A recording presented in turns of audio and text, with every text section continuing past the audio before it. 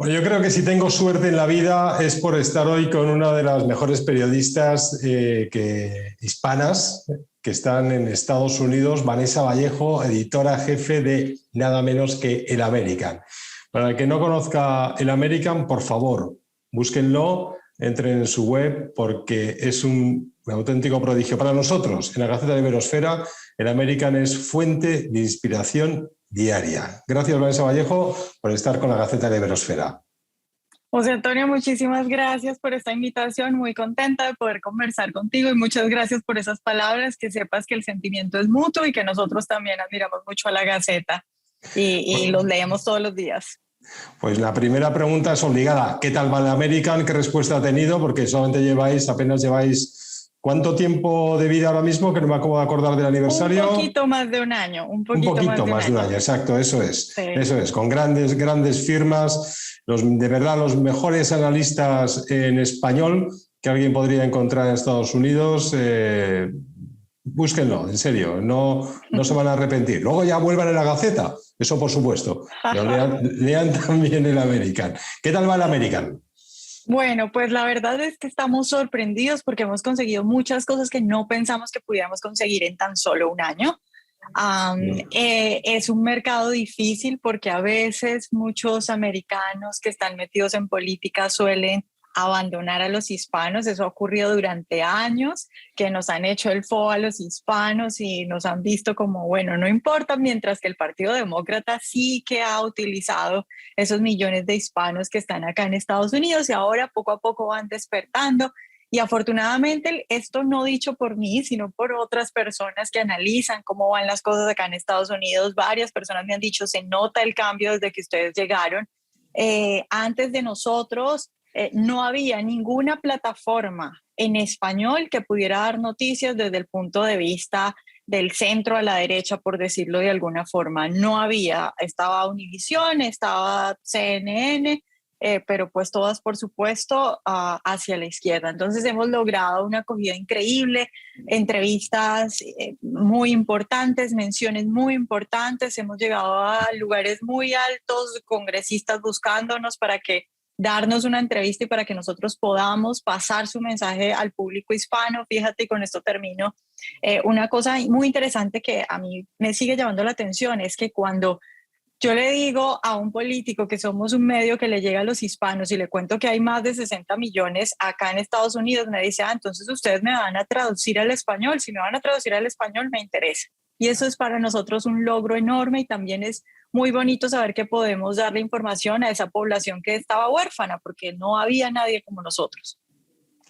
Pues te iba a decir, coincidimos en la Conferencia Política de Acción Conservadora en Orlando y yo la verdad es que en un principio me quejé amargamente de la poca relevancia, como tú has dicho, que le daban ciertos políticos al mundo hispano. Un mundo hispano en Estados Unidos que estábamos hablando ya de que es la primera minoría con un poder económico y social muy potente, y como se vio también en las pasadas elecciones, con un voto hispano hacia la derecha cada vez más numeroso. Y yo me quejaba de esa poca relevancia, pero alguien me dijo del Partido Republicano, dices que nosotros no consideramos a los hispanos algo por fuera, sino ya los tenemos integrados dentro de nosotros. Yo no sé si estás de acuerdo con esa apreciación. Bueno, yo la verdad sí creo que el Partido Republicano le tiene una deuda muy grande, con los hispanos y que definitivamente tiene que ponerles mucha más atención. Se está trabajando en eso, yo sé que ha habido cambios en los últimos años, pero tienen que trabajar muchísimo más y la verdad es que en política las cosas a veces tienen que ser más explícitas de lo que algunos creen. Yo sé que hay muchos a los que les gusta hablar en general y no especificar sobre hispanos, pero mientras tanto tienes un partido demócrata que va y les dice a los hispanos todos los días, nosotros somos su partido. Entonces vas a tener que tener un partido republicano que les diga claramente por qué el partido republicano les beneficia. Yo entiendo que las políticas que son beneficiosas para todo el país, pues terminan beneficiando a todos los grupos, incluyendo los hispanos, pero en política a veces hay que ser un poco más directo y no descuidar esa población. Pues vamos a ser un poco más directos tú y yo, Vanessa, y vamos a hablar de Colombia, ese país. Cuando nos vean esta conversación que estamos teniendo, posiblemente ya haya pasado la primera vuelta las legislativas también de Colombia que se celebran este mismo domingo. Es posible que ya haya ocurrido. Así que vamos a tener que hablar en términos muy generales. ¿Por qué Colombia, dando la pregunta directa, ¿por qué Colombia está en peligro? A ver, en este momento lo que dicen las encuestas es que el que ganaría, más o menos en todos los escenarios, es lo que plantean las encuestas, póngalo con quien lo ponga, como sea que participe, sería Gustavo Petro, que para quienes no sepan, pues Gustavo Petro es un exguerrillero, si es que esa palabra existe, porque a mí me parece que ponerle A ex... nosotros nos gusta terrorista, pero bueno, Sí, ya. sí, perteneció al M-19, que fue aquella guerrilla que se tomó el Palacio de Justicia en Bogotá. Y es un hombre de extrema izquierda, pero además es un hombre muy bien o muy mal contactado, que tiene vínculos muy estrechos con la gente de Maduro y por supuesto también con Podemos, y luego pues con toda la gente que se relaciona a esta gentuza que tiene que ver más allá, Rusia, Irán y todas estas narcodictaduras internacionales, ¿no? Y pues lastimosamente eso es lo que dicen las encuestas. Ahora, también hay un problema en Colombia y es que del otro lado parece que no hay un candidato fuerte. El Centro Democrático, que es el partido del presidente Uribe, está bajando muchísimo, ha tenido muchos errores, ha hecho muchas cosas que la gente no sé si le quiera perdonar. Parece que el candidato, que es el doctor Oscar Iván, no emociona. De hecho, aparece no de segundo, sino de cuarto efectivamente en las encuestas, y eso es bastante preocupante. Y hay un montón de candidatos después de Petro. Si te vas de ahí hacia la derecha, hay un montón de candidatos. Entonces tenemos la gente que no está de acuerdo con Petro supremamente dividida, y eso es un peligro muy grande. Ahora bien, yo sí creo que los colombianos en el último momento, y a pesar de esas encuestas, vamos a lograr conseguir otro presidente que no sea Gustavo Petro. ¿Por qué? Porque Colombia vivió durante muchos años el terror del comunismo. Y Colombia, mientras que toda la región se teñía del rojo del socialismo del siglo XXI, en Colombia estaban votando a Álvaro Uribe Vélez. ¿Por qué? Porque tuvimos a los guerrilleros estos de las FARC casi que a punto de tomarse incluso las principales ciudades de Colombia antes de que Uribe llegara al poder. Si uno salía de Bogotá, que era la capital, corría el peligro de que lo secuestraran. Entonces yo creo que los colombianos no van a permitir eso, porque hemos vivido lo que es la desgracia del comunismo, pero además tenemos nuestras calles llenas de venezolanos que están huyendo de eso.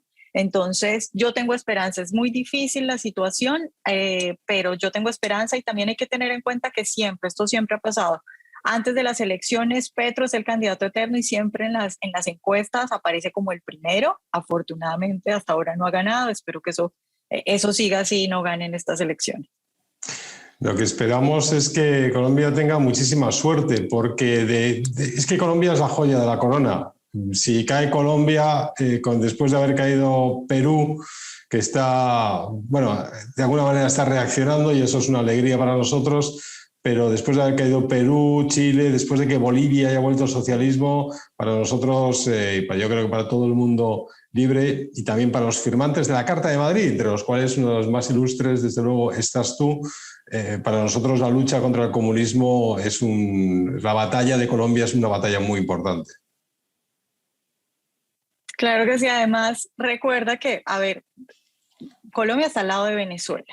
Claro. Maduro, una de las cosas que siempre repite es que él es más o menos, él se cree un Bolívar que quiere hacer una gran Colombia, ¿no? El objetivo de Maduro es expandir Venezuela hacia Colombia. Entonces lo que quiere es expandir su terror y su narcoterrorismo hacia Colombia, y eso es efectivamente lo que va a pasar. En este momento, la frontera entre Venezuela y Colombia es un territorio muy complicado, muy peligroso, porque está lleno de un montón de factores terroristas que trabajan en conjunto, que tiene que ver con la gente del Cartel de los Soles, cuyo cabecilla es Maduro, los guerrilleros los guerrilleros colombianos, a los cuales Maduro les ha entregado territorios venezolanos en la frontera para que los administren, incluso escuelas venezolanas en la frontera.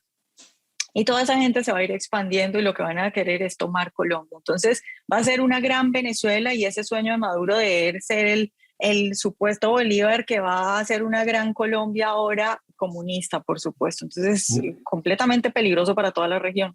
Y no nos olvidemos que con el barril de petróleo a $120 o incluso a $140 o más, que pueda subir en las próximas jornadas, Maduro está rearmándose económicamente, que luego para luego financiar al Foro de Sao Paulo, al Grupo de Puebla, a todo el narcoterrorismo, a todo. Y eso es contra lo que tenemos que luchar. ¿Tú crees, y tú estás en Washington, que la administración Biden se está dando cuenta del problema que tienen enorme en lo que se llamó siempre, de una manera algo despectiva, el patio trasero de Estados Unidos? Yo creo que están completamente perdidos. Pues ahí Ya te hay puedo dos decir. posibilidades, ¿no? Una es que estén completamente perdidos, la otra es que sepan lo que está pasando y haya una mala intención, ¿no? Y creo que ahí hay un poco de las dos y dependiendo del nivel en el que examines, vas a encontrar una o la otra o las dos. Pero definitivamente sí creo, lo primero que hay que decir es que esta gente, los lobistas, los contactos de Maduro y de toda esta gente acá en Washington tiene poderes muy grandes y que no exagerábamos los que decíamos que si Biden llegaba al poder se le iba a abrir la puerta a la gente de Maduro y al narcoterrorismo de Hispanoamérica.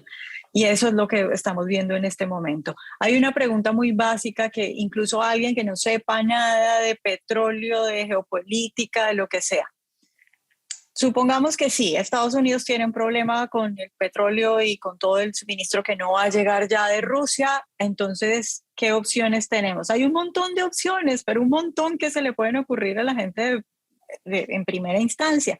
Pero ¿qué es eso de inmediatamente ir a negociar con Maduro? No tiene absolutamente ningún sentido. Tienes acá a los congresistas reclamándole al presidente, diciéndole, ¿por qué no la producción interna? Bueno, pero es que además de la producción interna, podrías tener a Canadá y aumentar la producción, el intercambio con Canadá, México, Colombia. Tienes muchos países con los cuales pudieras hacer eso. ¿Cómo es posible que inmediatamente mandas una delegación a reunirse con un tirano cuyo cabecilla es, cuyo presidente, como le llaman algunos, es el cabecilla del cartel de los soles y que el mismo gobierno estadounidense ha ofrecido una recompensa por su captura? No tiene absolutamente ningún sentido. Pero además, si uno ya consulta a un experto o lee cualquier reporte de alguien que sepa de estas cuestiones, te va a decir a primera vista nomás que Venezuela no tiene cómo producir el petróleo que supuestamente Estados Unidos necesita, porque es una industria completamente acabada por cuenta del comunismo.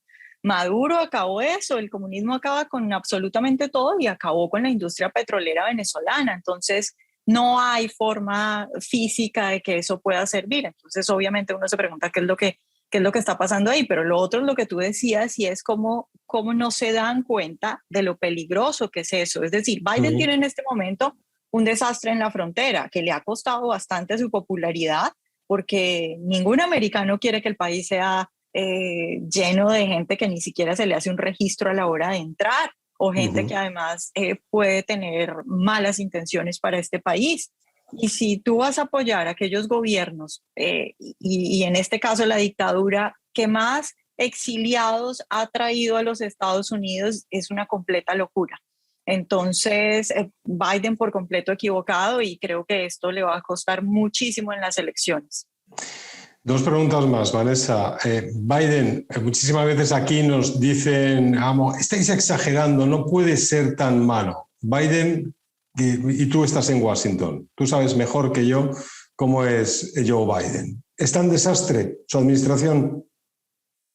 Es un completo desastre. De verdad que uno intenta ser generoso y buscar algo bueno, pero no hay por ninguna parte. O sea, estamos viendo la inflación más alta en 40 años, récord de inflación, absolutamente todo por las nubes, los alimentos, la gasolina, la gente dejando de conducir porque definitivamente está muy cara la gasolina. Estamos hablando de un aumento del 38%, es una completa locura.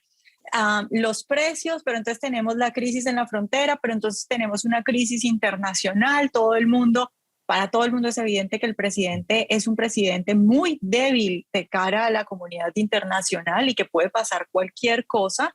Tenemos tantos problemas por todas partes, por donde uno lo mire, y luego le asumas a eso los problemas internos que para algunos son pequeños, pero en realidad son muy molestos para la mayoría de los americanos. Solo voy a hablar de uno rápidamente porque es muy importante y yo creo que eso ha marcado ya elecciones acá en Estados Unidos regionales, pero va a ser muy importante para las elecciones que vienen, y es el asunto de la educación de los niños. Oh, sí. En Virginia acaba de ganar Youngkin, y fue en gran medida gracias a que los padres en las escuelas decidieron rebelarse y decir ya no más teoría crítica de la raza, que es lo que además de la ideología de género se está implementando acá en las escuelas, de decirle a los niños que si tú naces de un color, si naces negro, entonces vas a tener un problema enorme durante toda tu vida, porque por más que te esfuerces, no vas a conseguir nada. Y eso en la cabeza de un niño tiene un problema, es un problema psicológico enorme. Imagina tú criar un niño diciéndole que no importa lo que él se esfuerce, no va a conseguir nada. Pues ese niño, ¿para qué se esfuerza?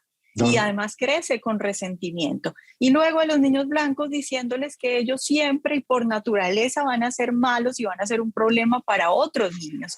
Y los padres han armado todo un alboroto, toda una revolución, y han decidido votar por aquellos candidatos que les aseguren que en su colegio los niños no van a ser infectados con toda esta porquería que se está tejiendo en los colegios americanos. También hay un caso de un padre que dice que su niña fue, bueno, como este seguro hay varios, pero este caso fue muy conocido. Un padre que dice que su niña fue violada por un niño en falda. Son palabras textuales lo que él dijo. Y la pelea en ese momento era: no me puedes decir que a los baños pueden entrar niños y niñas según ellos se consideren, porque esto es infinitamente peligroso y ya ha pasado. Y bueno, este padre es el testimonio de eso. Entonces hay problemas por toda parte, externos, internos, economía, cosas sociales. No hay prácticamente de dónde rescatar algo del presidente Biden, lastimosamente.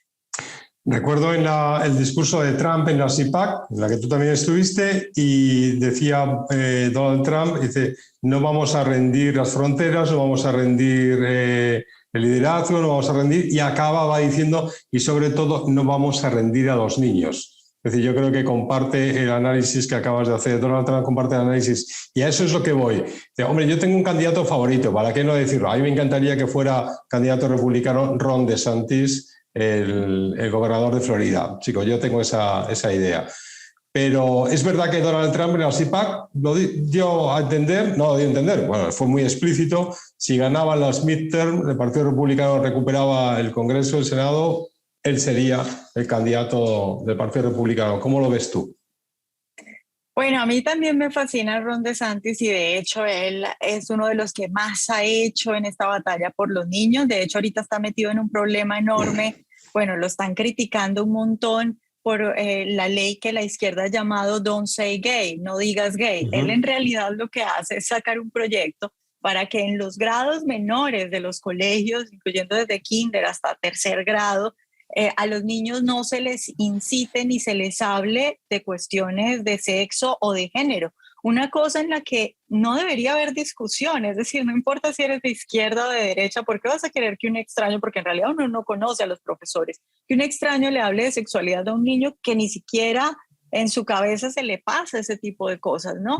Y la izquierda ha montado toda una campaña diciendo que él simplemente ha sacado un proyecto para que no se vuelva a pronunciar la palabra gay en todas las escuelas, en cualquier nivel, lo cual es absolutamente falso. Entonces, completamente de acuerdo contigo en que Ron DeSantis es un fantástico candidato. También su pelea contra todas estas imposiciones del COVID, pues de hecho Florida se ha vuelto... De hecho, la CPAC fue en Florida porque normalmente se hace en Washington, pero como esto está lleno de restricciones, pues era mejor hacerlo ahí. Y Florida se ha vuelto el estado de moda donde todo el mundo mira ahí, donde incluso Alexandra Ocasio-Cortez va a pasar sus vacaciones a Florida porque en Florida no había restricciones. Entonces, fantástico. Lamentablemente, el gobernador, pues yo creo que él ha dicho ya muchas veces que no está interesado, eso puede cambiar, pero él ha dicho que por ahora no, se ve muy dudoso. Y Trump yo creo que sigue moviendo muchas fibras dentro de una base muy fuerte y que creció mucho.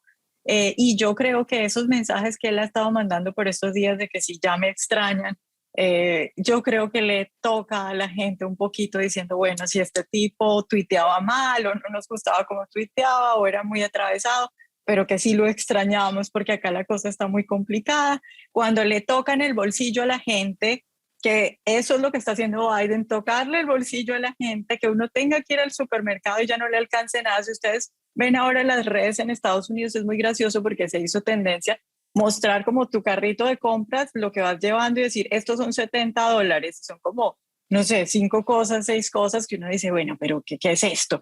No poder tanquear tu carro, todo este tipo de cosas son muy complicadas y luego que te metas con los niños también es una línea que no debes cruzar porque no importa si eres demócrata o republicano, no te puedes meter con los niños. Entonces, yo creo que Trump ha sido muy fuerte en eso. Él lo mencionaba una y otra vez, la economía fue muy bien durante mi gobierno y con los niños también él dio una batalla muy fuerte con todo eso. Entonces, creo que Trump sigue siendo un candidato muy importante y creo que por ahí va la cosa. Y además, ¿para qué negarlo? Si hubiera estado Trump en el gobierno, las posibilidades de que Putin hubiera invadido Ucrania, desde luego eran mucho, mucho menores o casi inexistentes. Él lo probó en otros sitios, su capacidad negociadora entre judíos, jordanos, palestinos, israelíes, lo comprobó en Corea del Norte, en fin. Sí. Si han estado siguiendo esta conversación hasta el final, se habrán dado cuenta de exactamente por qué dije yo al principio que tenían que leer el American. Escuchar a Vanessa Vallejo es como ir a una conferencia gratis, de todo lo que sabe y lo bien que lo explica. Yo no tengo más que palabras de agradecimiento para el American, para su editora jefe, Vanessa Vallejo, también para Orlando Bendaño y para todos los que trabajan ahí. Y de verdad, Vanessa, estamos, como dicen amigos nuestros americanos, aquí en la Gaceta de Iberosfera estamos a la orden del American. Pues Antonio, muchísimas gracias, muchas gracias a todos los que nos han visto y bueno, bienvenidos a todos al American y muchas gracias por seguirnos. Un placer enorme, Vanessa. Hablamos siempre, pronto, cada día, cuando quieras. Claro que sí, muchas gracias. Estamos en contacto como siempre. Un abrazo. Otra para ti.